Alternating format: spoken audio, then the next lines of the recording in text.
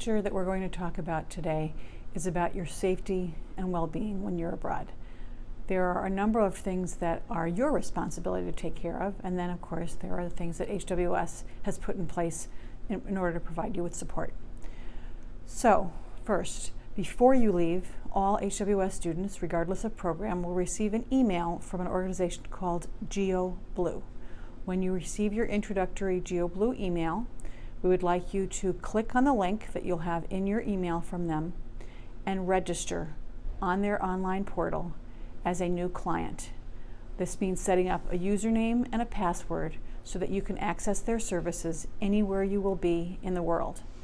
This service is free. I mean, HWS has paid for it on your behalf. So there's no cost to registering. It just means that you are in their system and that you will be able to use your GeoBlue anywhere you happen to be. So once you have gone online and registered, you will be able to click on different features on their portal. If you go to the destinations dashboard, you'll be able to see that online. You will be able to pull up any destination in the world. We recommend that before you depart, you click on the destination where you're going to be for your semester abroad. So if you're going to Brussels, click on Belgium, then click on Brussels, and you can read about health and safety and travel cautions for that location. You can also familiarize yourself, even before you get on the airplane, with medical services that are available. If you have a chronic health condition and you know that you need to see a counselor when you get abroad, or you know you need to have somebody check for your heart murmur or your blood pressure, then we would like you also to do a self-refer to a specialist in your area of medical need. Set that up even before you go, and if you'd like, ask your doctor in the United States to provide your medical background and records to the individual overseas who will be helping you in the event that you need to seek treatment.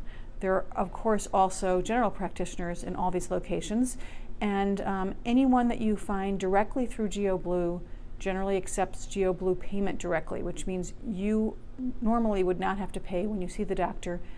GeoBlue, if you do a referral, you would have to ask for a referral from GeoBlue, and then GeoBlue would arrange to pay the doctor directly. If you self-refer, that's fine, but then normally you pay up front and put in a claim for reimbursement after the fact. That would also be the case if you're in an emergency situation and if you go to a doctor or are taken by ambulance to a doctor who's not in the GeoBlue network. They'll still pay, but you pay first, get reimbursed. This is why it's very important also, particularly for students who've not dealt with their own health care in the past before, that you save all and any documents you get. If you go to the doctor and you're given a bill, save it. Pay it if you owe it, but also save a copy of it. If you're given a discharge paperwork saying the diagnosis and when you were treated and what kinds of tests were run, save all of that. Hang on to it until you're certain that the doctor has been paid. If the doctor hasn't and you're responsible, or if you need to put in a claim, you'll need all of that information later. So another feature of GeoBlue that we think is wonderful is they provide services to students. If your passport is lost or stolen, you can call the 1-800 number. Actually, if you're calling from overseas, you're going to call the 410 number. You can call Collect. They'll accept an international collect call from any place in the world and tell them what has happened with your documents, and they will give you a step-by-step instructions to replace it. They don't pay for the cost of replacing it, but they will help you replace your documents as quickly and efficiently as possible. We also suggest that you call them if you have, if you're in need of legal assistance or any other kind of non-medical emergency. They provide emergency traveler assistance. Again, you just call the number, have your handy little ID card with you, provide them with your certificate number, and they will assist you in whatever you need. Finally, if you're going to be traveling on your own during the break, one of the nice things about study abroad is that in addition to getting to know your own country well, we hope you'll get to know your own country well, is you also get to explore neighboring countries.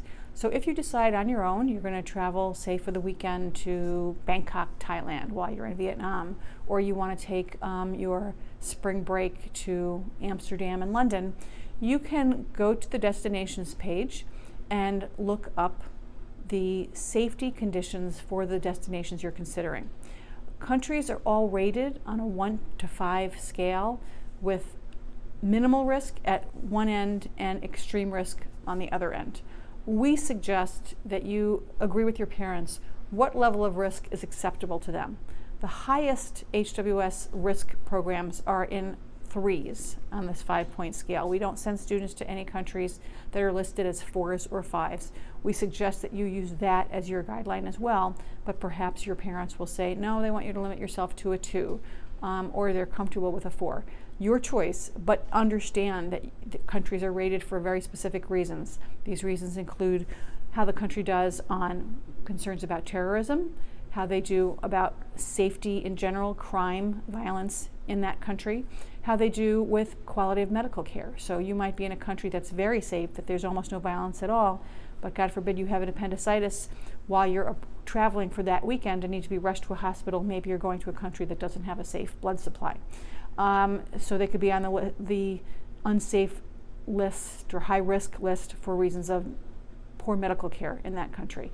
They could also be on the list because of concerns about the safety of their transit system. So maybe their buses and planes and trains don't meet the same safety standards that we would normally expect to see in the U.S. That's something that you would want to know. We recommend that before you travel to any destination, you do a GeoBlue search for that destination before you go, before you lock in non-refundable plans, and see what the assessment is on risk in that country. And then just travel to places that you feel comfortable. Your GeoBlue health plan is in place anywhere you go, not just in the country for which you're spending the semester. So if you happen to be in Paris for the weekend and you have an ear infection and you desperately need an antibiotic, you can call or use the online tool to refer to a doctor in Paris, and you will get the same kind of treatment that you would if you were in your own country. One thing to note is GeoBlue is good anywhere in the world except in North America. You cannot use it in the US and you cannot use it in Canada, but you can use it anywhere else.